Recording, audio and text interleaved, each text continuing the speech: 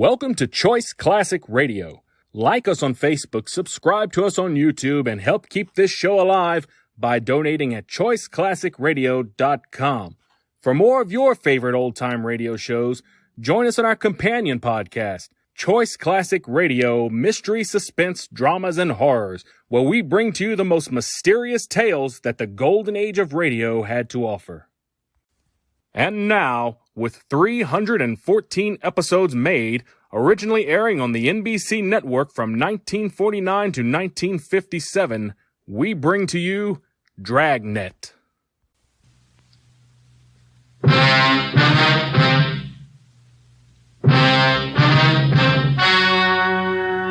Ladies and gentlemen, the story you're about to hear is true. Only the names have been changed to protect the innocent.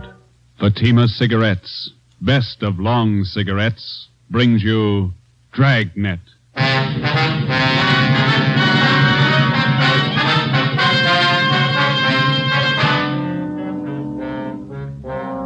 You're a detective sergeant.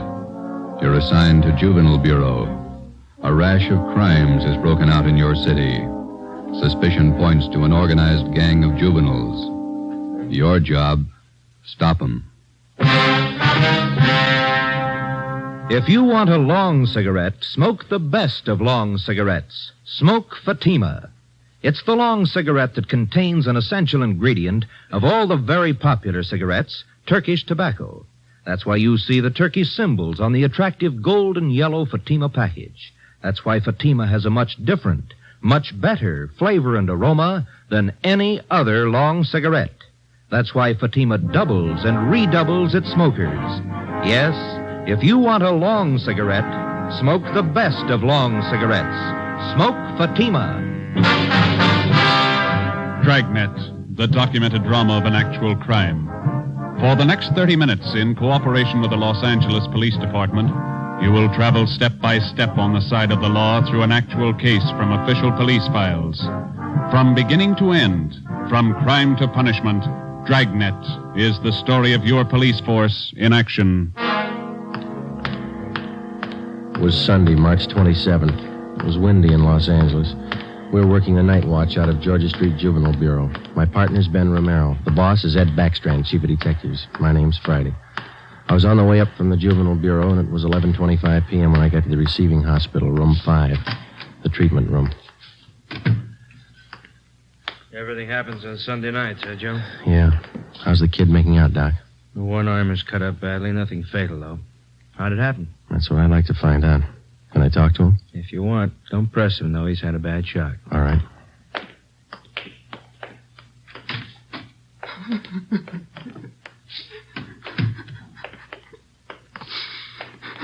Officer here to talk to you, son.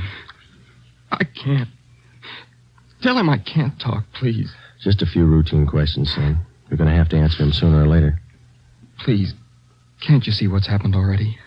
I can't tell you anything. Jack Monroe, is that your real name? Yeah. How old are you? I'll be 16 next July. Where do you live? I can't tell you. You know that. Now, let me alone, will you? Let me alone. You've been running around with that gang of kids on Spring Street, haven't you? The big timers, isn't that what they call themselves? I don't know anything about it. Believe me, I can't talk. You tipped us off about the burglary they were going to pull tonight. Is that where they knifed you? Look, will you believe me? I can't tell you anything. Not anything, please. He's still shaky, Joe. All right, Doc. Well, Jack, we'll talk about it later when you feel better. You see what they've done to me already? They said next time they'd kill me.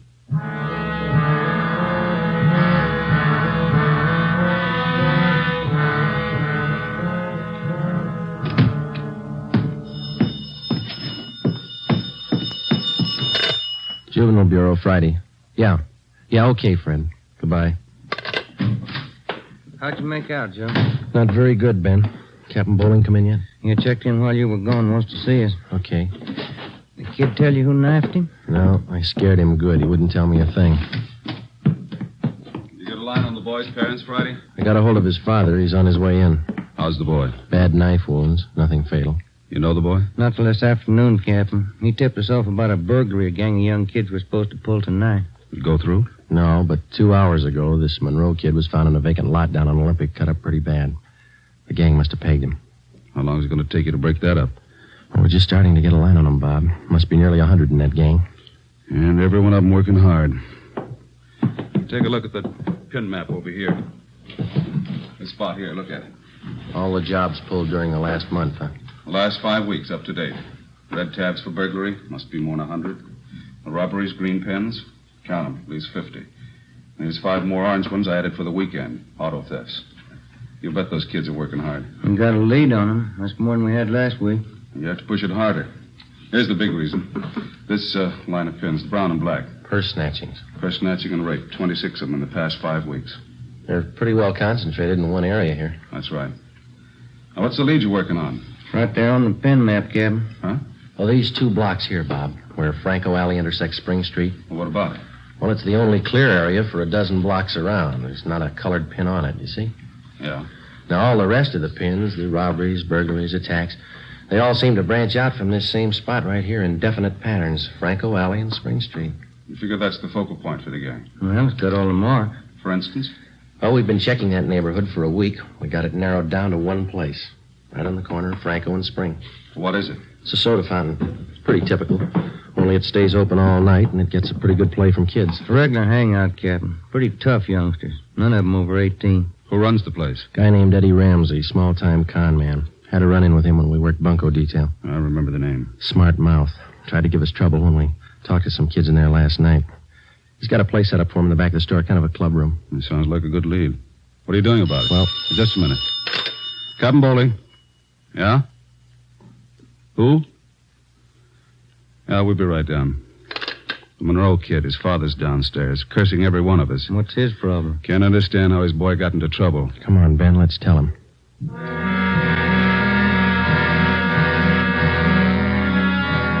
What kind of a city do we have when we can't allow our children out on the street without being stabbed or shot? What's our great police force doing when this is going on? I'd like an answer if you got one. I demand an answer. We got an answer for you, Mr. Monroe. Will you sit down? My boy's lying in there in that hospital bed, cut to pieces. What did you do to prevent it? Tell me. You tell us, Mr. Monroe. What'd you do to prevent it? I'm no cop. That's your job. I pay my taxes and I help pay your salary. We look out for your kids, but we don't raise them. That's You your talking job. about? Just a minute, Mr. Monroe. Answer me this. How old is your son, Jack? He's 16, I think. Why? You know what he does with his spare time? Where he spends his nights? Of course I do. He's at home. Some nights he goes to the library. Then you don't know much about your son, Mr. Monroe. For the past month, 4 nights out of 5, he's been hanging around with a gang down at a soda fountain on Spring Street. He's down there as late as 2 a.m. He says he goes to the library. How do I know? I'm a busy man. Did you know that your son is mixed up with that gang? He's not mixed up with a gang. A bunch of small-time thieves, but they're growing. They started with purse snatching, breaking in parked cars, burglarizing candy stores. You don't know what you're talking about. Wait a minute, please. And then they took up robbery, stealing cars, beating up girls, women, attacking them. You're crazy. Jack's not that kind. He's part of that gang, and right now we hold all of them responsible. My boy wouldn't do anything like that. He's a member of that gang, he told us. They're the ones that knifed him tonight. That's a lie. Jack's not mixed up with anything like that. You believe anything you want, Mr. Monroe. We're going to protect your boy as much as we can, but don't expect us to raise him for you. Now, you better take a free piece of advice. You keep your advice. Jack's not in this. You can't prove he is. We're not out to prove anything right now. But you catch up with that boy of yours. Keep him off the streets before it's too late. Are you threatening me? No, sir, advising you. Next time we might meet at the morgue. 1 a.m. Monday, March 28th. A detail of 50 officers from Juvenile Bureau and Metropolitan Division were deployed for 16 blocks along Figueroa Street. At 5 minutes past 1, they started to move south over an appointed area. In the space of half an hour, 18 young kids, none of them over 17 years old, were picked up off the streets and brought to the second floor at 1335 Georgia Street, the Juvenile Bureau. 4 of the youngsters were girls. At 1:45 a.m., Ben and I checked the soda fountain on the corner of Franco Alley and Spring Street.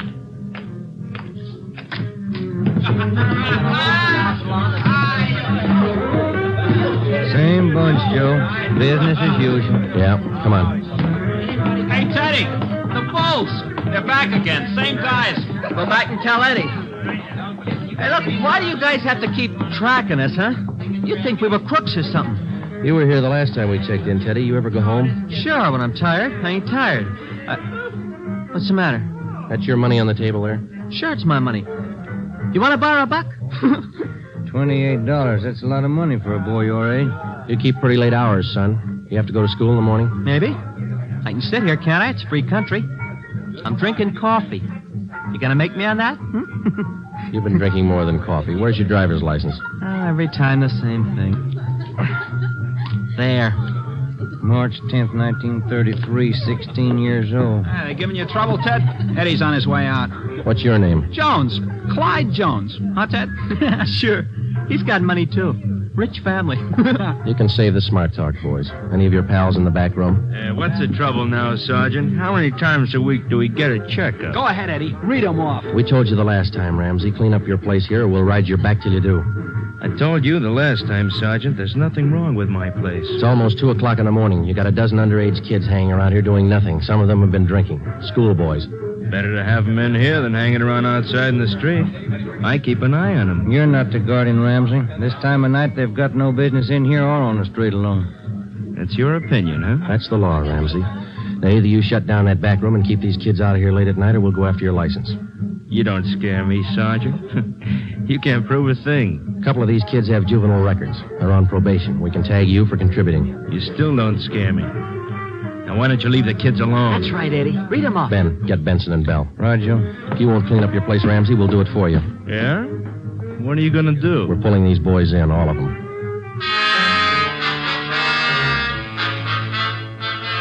"2:25 a.m. Monday, March 28th. The Dragnet operation had netted 30 juveniles, 26 boys, 4 girls. 24 of the children were between the ages of 16 and 17. They were lodged in the assembly room at the Georgia Street Juvenile Bureau. The other half dozen were 13 and 15-year-olds. They were taken to the juvenile hall at 1369 Henry Street.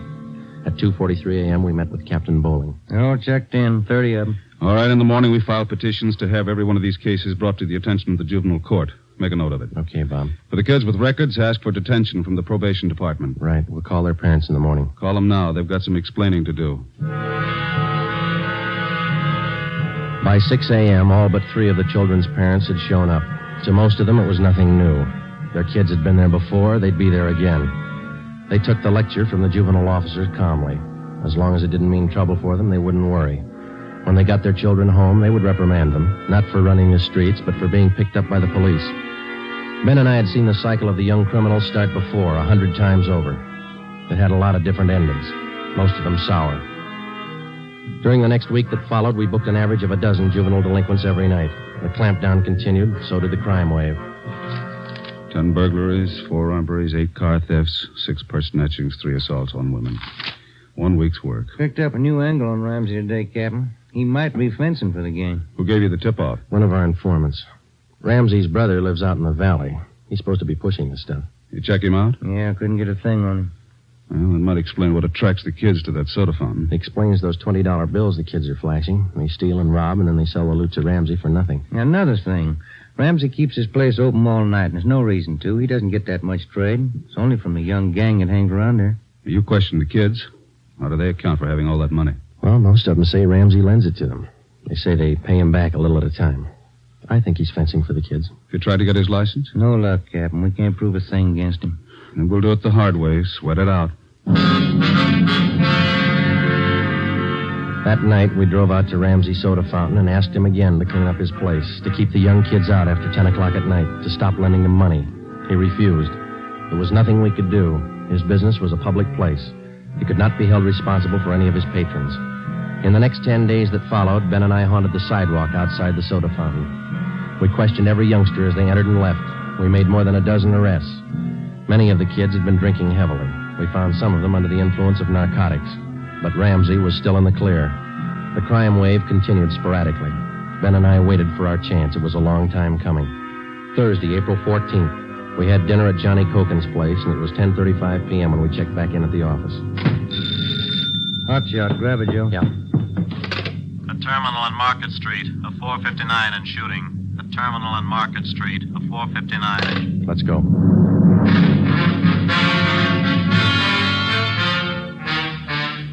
He was approximately 5 feet 4 inches tall, 125 pounds, brown hair, brown eyes, slight build, fair complexion. He was wearing blue jeans and a corduroy jacket.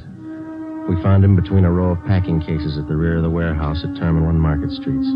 There was a single bullet hole in his forehead just above the left eye. There was a .38 revolver near his right hand. The watchman told us how it happened. He broke in the back of the warehouse, Sergeant. He wanted to shoot it out with me. Here's his ID card. Fell out of his pocket. Teddy Cameron, age 15. Dear God. A kid. I didn't know, Sergeant. He didn't either. He thought he was grown up.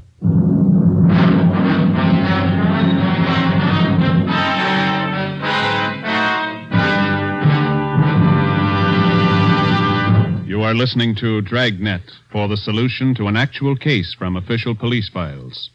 Now, here's the solution to many of your Christmas shopping problems. If your friends smoke a long cigarette, give the best of long cigarettes. Give Fatima, and all is well. Fatima. The long cigarette that contains an essential ingredient of all the very popular cigarettes, Turkish tobacco. Give Fatima, and all is well. Fatima. The cigarette that has a much different, much better flavor and aroma than any other long cigarette.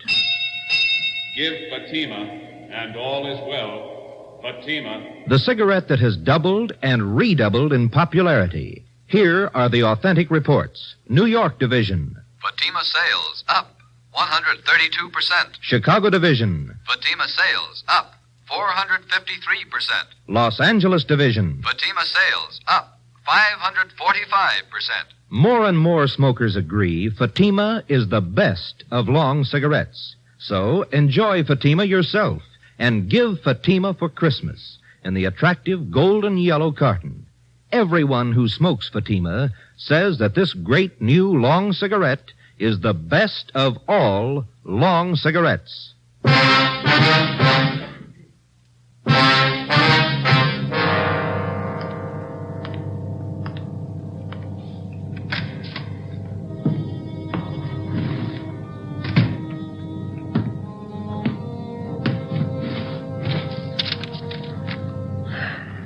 Los Angeles Police Department, Form 311, dead body report. Type, gunshot. DR number 437695. Victim, Theodore Cameron. Residence address, 960 Charter Street. Date and time of death, Thursday, April 14th, 10:35 p.m. Place, Terminal and Market Streets, South State Warehouse. Cause of death, gunshot. Motive or reason, attempted burglary.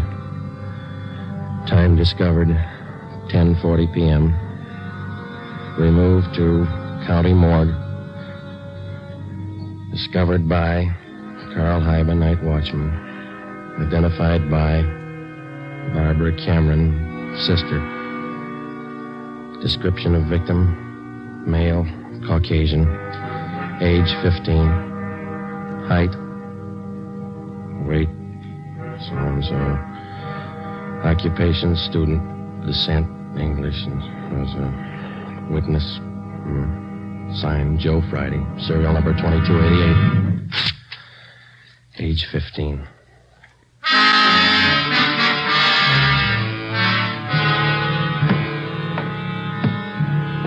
Ready, Joe?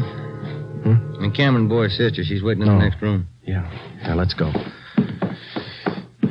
She taking it hard? Yeah. Morning, Miss Cameron. Good morning. We won't keep you long. Just a few routine questions. Yes, all right. Miss Cameron, how many are there in your family? There were 3 of us. Teddy, Mike, and me. Mother and father are dead. I work. Teddy and Mike go to school. Mike does. How old is your brother Mike, Miss Cameron? He's 14. You're the sole support of your 2 brothers? Yes. Do you have any idea who the boys were your brother Ted used to run around with? I don't know them by name. I remember seeing a couple of them once or twice. Mike would know, I think. He and Ted were pretty close, brothers. Do you know if Ted mixed with a gang of kids down on Spring Street? Maybe Mike would know that. Sergeant Teddy wasn't a bad boy. He wasn't a bum. None of us are. I tried to raise the boys like Ma told me. It wasn't easy. We made out. Yes, I understand, Miss Cameron. My salary didn't have too much, but we got by. Yeah. I figured on getting married. I'm 31. It'd be good for the boys, especially Teddy. He's dead, isn't he? Yeah. I couldn't be in two places at once. Hold a job and watch the kids. But that's why I thought maybe a husband. I'm sorry to press, Miss Cameron. Do you think your brother Mike can tell us about that Spring Street gang? How Mike could know. Where can we find him? He's staying at a friend's house. I got the address in my bag. Here. That's 2514. I don't write numbers too well. Thank you, Miss Cameron. You've been very helpful. I'll get somebody to drive you home. Or do I have to go? Would it be all right if I just sit here for a while? That's all right. I'm tired. Real tired. 2514 West Serrano Street. That was the address Barbara Cameron had given us. It was the home of Mr. and Mrs. Jean Brewer, high school friends of the dead boy's sister. We talked to Mike Cameron. He told us that his brother Teddy had been running around with a gang down on Spring Street. He identified Ramsey Soda Fountain as the hangout. It was 2:25 p.m. when we got back to Georgia Street Juvenile Bureau. Hi, guy. Juvenile Bureau, Romero. Yeah, hold on, I'll call him. You, Joe. Thanks. Friday. Joe, this is Canfield in burglary. Yeah, Homer. You're working that Cameron case, aren't you? Yeah? I just got a report on one you might be interested in, out of the same neighborhood. Distillery prowl. What do you got on it? Looks like a juvenile M.O. They got away with 7 cases of Scotch whiskey. Expensive stuff. Okay, we'll hop on it. Bubeck Warehouse, Crocker at 7th. Miss Elizabeth Rice was the auditor in charge at the Bubeck Warehouse. We located her on the mezzanine office row. It was her job to keep a running inventory on all incoming and outgoing liquor stock. She knew her job well. As you know, Sergeant Friday, each and every bottle of distilled spirits carries a United States Internal Revenue stamp. Yes, ma'am. Each stamp carries a serial number together with the name of the firm to whom the stamps are issued. Well, Miss Rice, in the stuff that's missing, the stamp on each bottle carries the case number. Is that right? That's right. Now, what did I tell you? Oh, yes, I have it right here. 7 cases of high-grade blended Scotch whiskey. Now, I have a bottle identical to those in the missing cases. Yes, I see. Now, if you'll just look here, Yes, ma'am. the number on this stamp here, 368-227-9956, followed by the firm name. Could you give us the numbers of the stolen cases? Now, I have them typed out for you right here. 7 cases, 12 bottles to the case, Canada Dry Incorporated, 4 of the red label and 3 of the black label, Johnny Walker. All right, thank you very much, Miss Rice. And you think that this might be a juvenile case, Sergeant? Yes, ma'am, we do. 7 cases, that's close to $600, isn't it? We've lost a great deal more than that, Sergeant. The insurance company makes up for the liquor loss. Yes, ma'am. Those youngsters, who makes up for them? Ben and I left the Bubeck Warehouse with a list of serial numbers of the 7 cases of stolen liquor. We headed back for the Juvenile Bureau. We figured that there was a strong possibility that the Spring Street gang was responsible for the warehouse liquor theft. How were they disposing of the stolen property? That was the key question we had to answer. Ben and I had a hunch and a tip from an informant that the young gang was operating under the guidance of a fence, a man or woman whose job it is to dispose of stolen property. The gang members were close to Ramsey at the soda fountain. Ramsey was the logical suspect. All right, now suppose they did steal the liquor. Suppose Ramsey's a fence. What's he done with the stuff? I don't think he's turned it this fast, if he's turned it at all. He wouldn't keep it at the soda fountain, no liquor license. And we've been around too much. He wouldn't keep it in his house. He lives in the rear of the fountain. It's too hot. Only leaves one other location that we know about. His brother's place in the valley. It was 5 minutes to 10 when we turned left off Ventura Boulevard onto Sepulveda. Ramsey's brother had a small farm about a mile and a half off the highway. It was a modest white frame house planted squarely in the center of an acre of ground. An unpaved driveway led off to the left of the house to the garage. Pull up here, huh? Yeah, okay. Yeah, it looks kind of quiet, no lights. Let's go.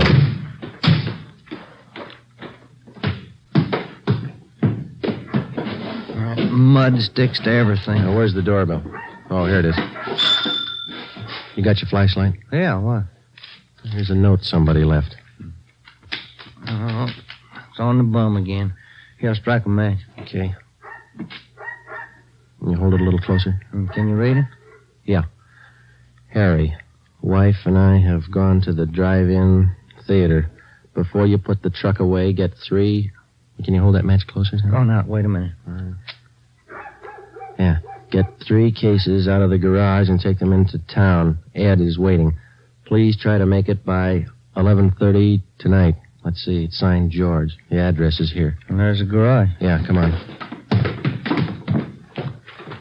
3 cases. Could be eggs, Joe. If it is, we wasted a trip.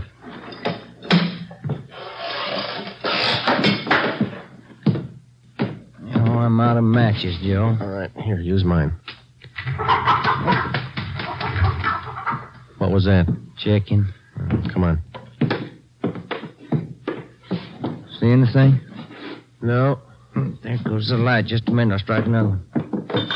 You can save your matches. We found it. We found 5 cases of Scotch whiskey on the floor of the garage. We checked the serial numbers against the warehouse list. They matched. We went back to the car and called communications. We had an immediate stakeout placed on George Ramsey's place, and then we headed back for the city. It was 11:20 p.m. when we got to the address we found on the note. Oh, it's about time, Harry. Hello, Ramsey. We can do without the music. What's your problem this time? Hey, you're almost out of scotch, Ramsey. Serial numbers check out, Joe. Sorry I can't offer you a drink. We're too old to drink here, aren't we, Ramsey? Where's your phone? You want to invite somebody? You can see we're out of booze. You got a phone? In the hall. Then call the office. Yeah. All right, what's it all about? We've been out to your brother's place. What happened to the other 2 cases? You drink them here? I gave it to the kids. What are you looking at me like that for, Sergeant? Anything wrong, Eddie? Party's over, kid.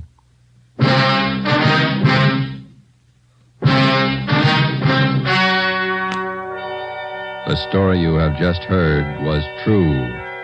Only the names were changed to protect the innocent. On June 5th, 1949, trial was held in Superior Court, Department 74, City and County of Los Angeles, State of California. In a moment, the results of that trial. Earlier tonight, you heard the reports of amazing increases in Fatima smokers from New York to Los Angeles. Yes, all over the country, Fatima is doubling and redoubling its sales. And here's reason 1. Fatima is the long cigarette that contains an essential ingredient of all the very popular cigarettes, Turkish tobacco. Reason 2. Fatima has a much different, much better flavor and aroma than any other long cigarette. Reason 3. To millions of smokers, the name Fatima has always stood for the best in cigarette quality. Smoke Fatima, the best of all long cigarettes.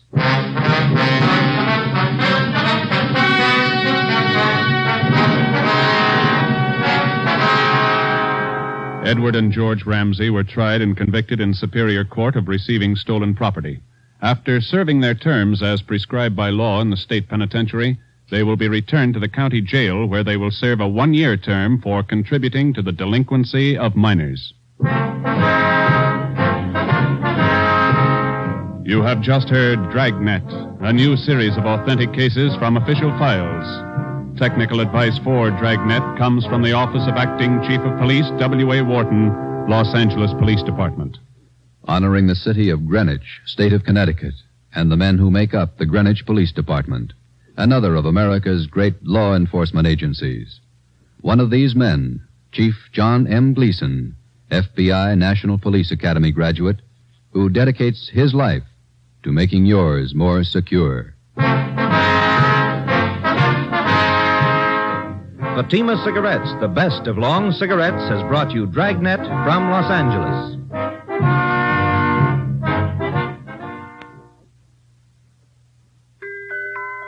This Christmas, give the gift that makes every pipe smoker happy. A Christmas humidor of mellow Granger. Granger is made just for pipes by the tried and true Wellman method. Rough cut to smoke mild and cool, and humidor packed to stay ever fresh. Yes, make this Christmas a Merry Christmas for all the pipe smokers on your list. Give them each a Christmas humidor of mellow Granger. Listen to Dragnet next week and be sure to hear Morton Downey tonight on NBC.